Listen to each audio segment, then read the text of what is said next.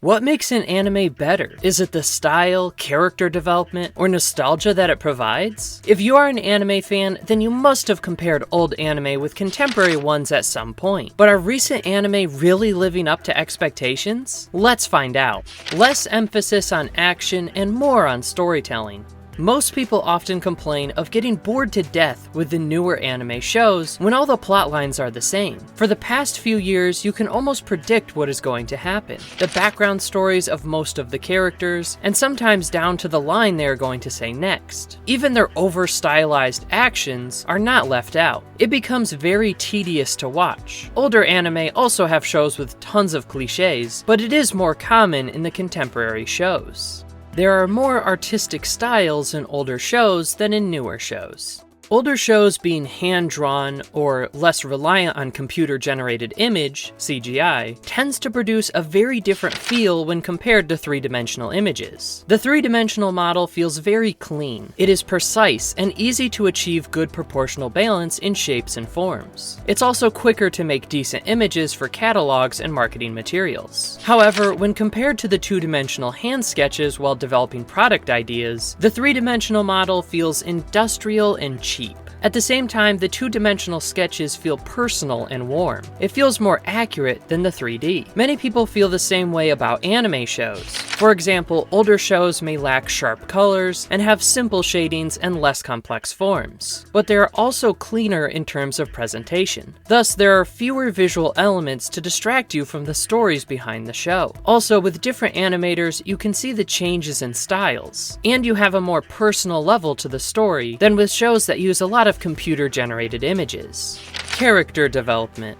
Although this is not always the case, older shows tend to have better character development. Most early shows are not limited to just 12 episodes, so they have more time to plan out and develop the story and characters. Also, a lot of shows have complex character development where you actually grow to love the character. A good example is Detective Kiichi Ikari in Paranoia Agent, where right at the end, his dying wife makes him realize that the dreamy world in which he is procrastinating is merely an illusion.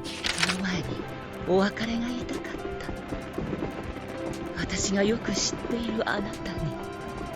待て、分かってる。よく分かってるんだ。私、幸せです。He must take action to bring back his true beliefs. Same face syndrome. Many people prefer older art styles to newer ones for one simple reason, most commonly known as the same face syndrome. This is when an artist repeatedly draws the same face on every character they draw. The new generation of anime often struggle with different character designs, and this usually happens. With a couple of changes such as hair and eye color, and a slight eye shape difference, they feel they have created a whole new character. Not really though, because it's the same base used by everyone else. The older generations have much more variation in their style, and it's easy to differentiate from the characters. Dragon Ball is a good example. You see a variety of differences in the face shapes and the structures of each character. Old school anime designs are more genuine.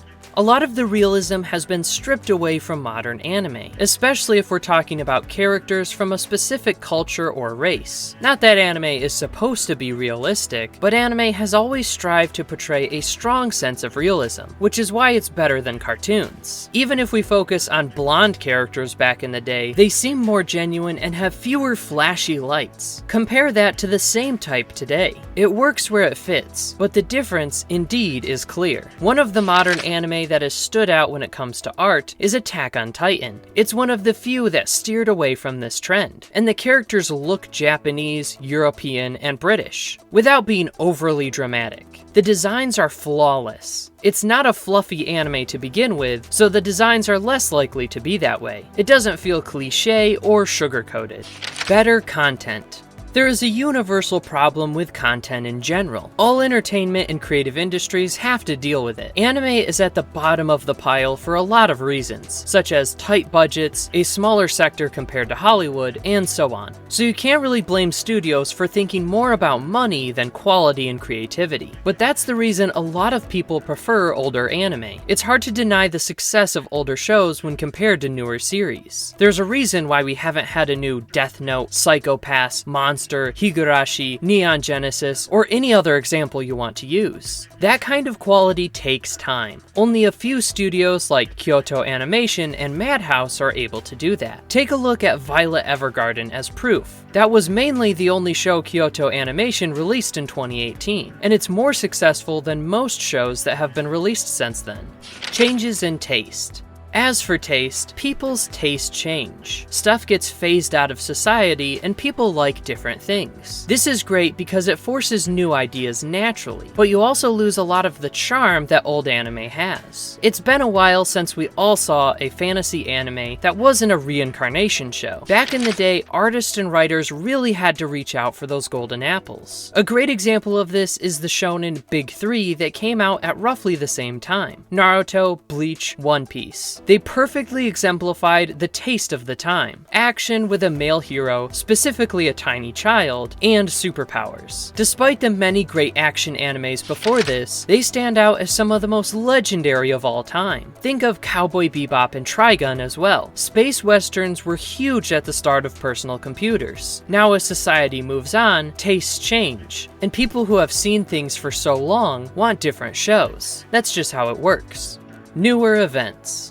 The world has changed a lot since the beginning of anime. Middle Eastern conflict, corporate powerhouses going global, space stations, new billionaires, smartphones, and the internet. Most of the recent shows have cell phones with buttons and antennas. The pace that digital technology took from the 90s to now is incomprehensible. In the span of the 80s to now, there have been multiple fuel crises, governments have been overthrown, and genocides have been attempted. These things are too big to ignore, and every person has a place in their heart and mind for events and politics. As time goes on, the show and manga creators put what's in their hearts and minds to paper. Sure, it doesn't make every show, but as a human, it's just something you can feel. You can tell when an artist means something more. It's almost impossible to find these kinds of scenes in old anime. Anime is now secondary to the source material.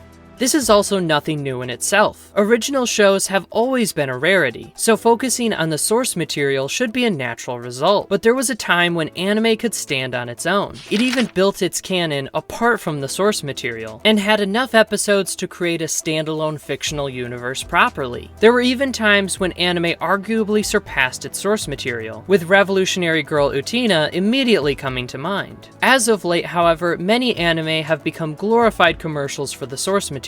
This happened for all sorts of reasons, from the fact that anime now adapts many light novels, which run many volumes and are still being published, to the way the core structure assures that even when the source material is concluded, it is impossible to place its contents into a 13 to 26 episode run. This means that a viewer can invest a lot of time into an anime series and still have to turn to the source material if they hope to find out how the story ends. This does not mean that the anime itself is bad, but it can be frustrating and reinforces what has already been said about anime specializing and becoming niche. In general, old anime tend to be more unique, but we have to grow with the times. Do you think the contemporary anime producers should take a cue from the past anime? Let us know your thoughts in the comment section below. Thanks for watching, and see you in the next video.